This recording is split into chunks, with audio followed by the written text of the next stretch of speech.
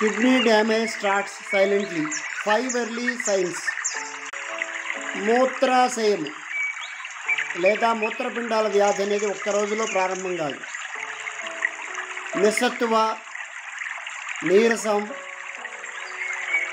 లక్షణాలు kidney failure లక్షణాలు. మరి మూత్ర విసర్జనం అనేది ఎక్కువసార్లు జరుగుతూ ఉంటుంది అంటే కిడ్నీ ఫెయిల్ అని అర్థం.